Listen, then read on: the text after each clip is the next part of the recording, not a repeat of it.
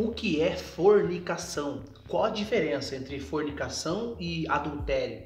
Fornicação tem perdão? São essas perguntas que nós vamos responder nesse vídeo.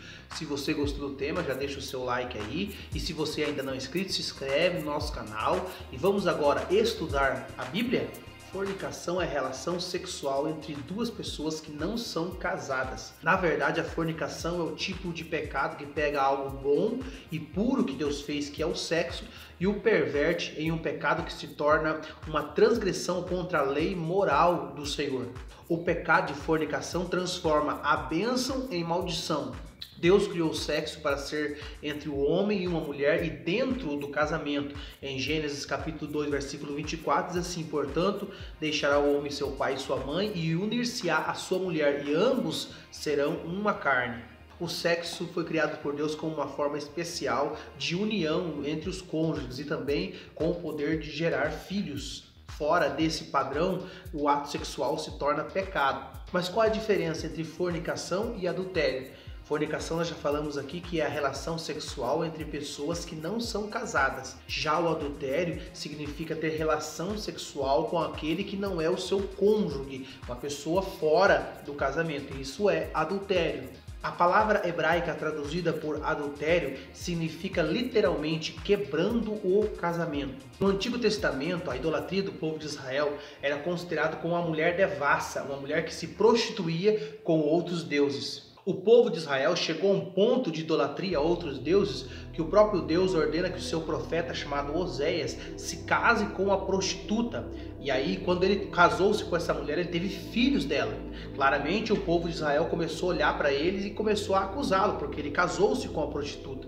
Aí Deus começa a falar com eles, usando a vida do profeta Oséias para dizer: assim sois vós, vocês estão se prostituindo com outros deuses, assim como a mulher de Oséias estava com ele muitas das vezes de dia e à noite se relacionava com outros homens, assim era Israel. Muitas das vezes de dia servia ao Senhor e à noite servia a outros deuses. Por isso que Deus comparou Israel aqui com uma mulher devassa, uma mulher que se prostituía, deixando o seu marido ou seu cônjuge e se relacionando com outras pessoas, ou no caso aqui, com outros deuses.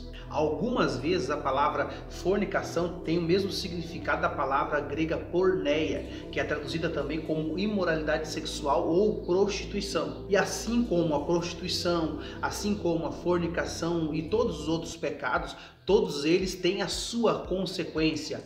Em Romanos capítulo 1, versículo 27 diz: e semelhantemente também os homens, deixando o uso natural da mulher, se inflamaram em sua sensualidade uns para com os outros, homens com homens, cometendo torpeza e recebendo em si mesmo a recompensa do que convinha o seu erro. Além dos problemas na vida espiritual, também a relação sexual fora do casamento pode afetar também o corpo e também os sentimentos. E além disso, há doenças muito perigosas que as pessoas apanham através do sexo sem compromisso ou fora do casamento. Alguns atos de fornicação podem parecer inofensíveis, mas com certeza eles vão trazer depois muitos resultados negativos. Nós vemos isso hoje muitas vezes até mesmo dentro das igrejas, onde os jovens servem a Deus na mesma congregação, na mesma igreja, e eles namoram há um tempo, e muitas das vezes alguns deles têm relação sexual fora do casamento, que é fornicação. Para muitos pais, isso se tornou normal. E aí muitos pais ainda vão dizer: não, é melhor que eles tenham relacionamento dentro da minha casa do que fora e por aí. Só que isso se chama fornicação, e a fornicação a Bíblia condena, porque é pecado. E quantos casamentos também que não são forçados agora, porque o rapaz teve relação sexual com a moça e desse relacionamento gerou uma criança, agora eles são obrigados a casarem.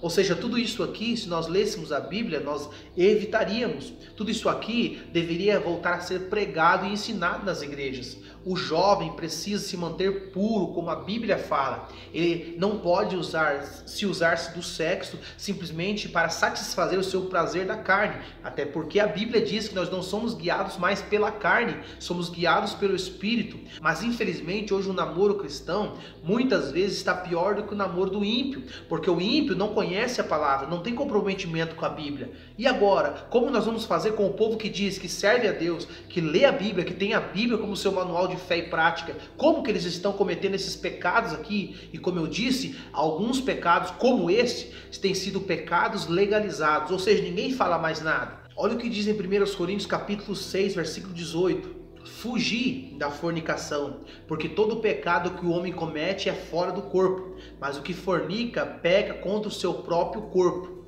Ou seja, a Bíblia diz que nós somos o templo do Espírito Santo. O Espírito Santo opera dentro de nós. E o pecado de fornicação você comete contra o seu próprio corpo. Deus criou o sexo para ser bênção, mas dentro do casamento. Tanto que ele é um dos pilares, ou uma das colunas de um casamento. Nós temos aqui no canal também um vídeo com o tema 3 colunas do casamento. Vou deixar lá na tela final. Você que é casado, você pode correr lá e assistir esse vídeo. Você vai ver 3 colunas que sustentam um casamento. Então Paulo está dizendo aqui fugir da fornicação, porque nós não pecamos só contra o nosso corpo. Olha que interessante, por que nós devemos fugir da fornicação? Porque a fornicação fere a Deus, pois esta atitude mostra ou demonstra para Deus que nós estamos dispostos a seguir nossos próprios desejos, nossas próprias vontades, do que ser guiados pelo Espírito Santo. Então por isso que fere a Deus esse tipo de pecado, e também fere as outras pessoas, porque viola o comprometimento tão necessário que é o relacionamento sadio. Quando o jovem namora com a moça e esses dois ainda não são casados, estão quem sabe namorando e têm a relação sexual, eles correm o grande risco de um poder magoar os outros, porque nós vemos hoje pessoas que se aproveitam um dos outros apenas para depois ficar falando com quantas pessoas que esteve, com quantas pessoas teve o relacionamento, e aí nós vemos relacionamentos frustrados, namoros frustrados, e como eu disse, muitas das vezes os pais vão obrigar o filho a casar-se com a moça, porque quem sabe daquele relacionamento nasceu uma criança. E eles vão ter um casamento frustrado, porque eles não casaram porque eles amavam o outro, e sim, porque agora são obrigados, porque do relacionamento ou do sexo foi gerada uma criança. E aí nós vemos uma família que cresce sem estrutura alguma. Por quê? Porque não foi ensinado que o sexo fora do casamento não é bênção, se torna uma maldição. Não que o filho seja uma maldição, porque o filho é bênção. O problema é que agora eles vão ficar juntos, não é porque eles querem se conhecer melhor, porque eles querem constituir uma família, não. Eles vão estar juntos agora por causa daquela criança. E aí nós vemos um lar destruído, ou uma família destruída. E quantas mães que não são hoje mães solteiras, porque tiveram relacionamentos simplesmente como que nós estamos falando aqui, para satisfazer o desejo da sua carne. E o pior é que agora nascem filhos, e os filhos como são criados? São criados numa família sem estrutura, e na maioria das vezes a moça é nova ainda, não aproveitou nada da sua vida, não tem estrutura psicológica para cuidar de uma criança, não tem muitas vezes um trabalho, e aí que nós vemos a decadência da família cada vez mais. Por quê? Porque o mundo institui simplesmente o sexo fora do casamento como algo normal, como algo que não tem problema você sair na noite e a primeira pessoa que você encontrar, você ir para a cama com ele ou com ela. Mas a Bíblia condena, porque Deus não quer que nós seguimos nosso desejo da carne. Deus quer que nós tenhamos uma família abençoada, e para nós termos uma família abençoada, nós temos que seguir esses princípios. E mesmo estando dentro da casa de Deus, se a pessoa conhece a palavra de Deus, ele precisa entender que o sexo não foi criado simplesmente para a satisfação do nosso corpo. O sexo foi criado por Deus para ser instituído dentro do casamento. Então, não importa quem esteja quebrando esse princípio, com certeza haverá as suas consequências. E a última pergunta que nós precisamos responder é: fornicação tem perdão? Assim como outros pecados, este pecado também tem perdão. E quando a palavra de Deus trazer luz sobre aquilo que nós estamos fazendo de errado, é nós nos arrependermos e deixar de praticar tal ato. Muitas pessoas vão dizer: ah, mas nós vamos casar daqui 1 ano, daqui 6 meses, daqui 3 meses, não importa. Só é bênção quando ele é dentro do casamento, instituído por Deus. Muitas igrejas, ou a maioria das seitas em si, eles dizem que existem muitos pecados para a morte. Ou seja, você cometeu aquele pecado, você não tem perdão. Você não vai ser salvo mais. Não adianta você fazer mais nada, porque você não receberá mais a salvação. E tudo isso é porque as pessoas não lêem a Bíblia. Eles vão pela conversa desses líderes aí, que são pessoas cegas guiando outros cegos. Por isso eu aconselho você, leia a Bíblia, pega a Bíblia, meu irmão, lê ela, porque ela vai esclarecer aquilo que você tem dúvida. A Bíblia vai trazer luz para os teus caminhos. Davi disse, a tua palavra é lâmpada para os meus pés e luz para os meus caminhos. Então o único pecado, só existe um pecado que não é perdoado aos homens. Nós também temos um vídeo aqui no canal, a blasfêmia contra o Espírito Santo, e também outro vídeo é como eu sei que eu pequei contra o Espírito Santo. Então o único pecado que não é perdoado aos homens é a blasfêmia contra o Espírito Santo. Nesse vídeo nós vamos falar para você exatamente o que é a blasfêmia contra o Espírito Santo. Eu vou deixar lá na tela final. Você assiste esse vídeo e depois você corre para o outro vídeo para você assistir também.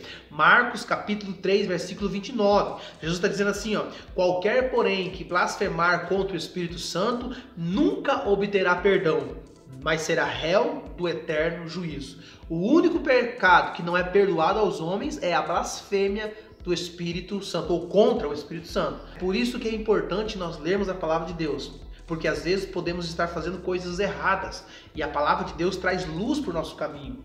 E é a partir daquele momento que Deus quer ver nossas atitudes. Quando você não conhece a verdade é uma coisa, mas quando você começa a aprender o que é a verdade, o que é a palavra de Deus, e ela começa a trazer luz para o teu caminho, e você vê que aquele pecado que você está cometendo, como por exemplo o pecado de fornicação, Deus quer ver a diferença. Você ouviu a palavra, você aprendeu. Qual vai ser a tua atitude de hoje para amanhã? Qual vai ser a tua atitude de agora para o resto da tua vida? É isso que faz toda a diferença. Porque Deus perdoa qualquer pecado, mas primeiro tem que haver arrependimento.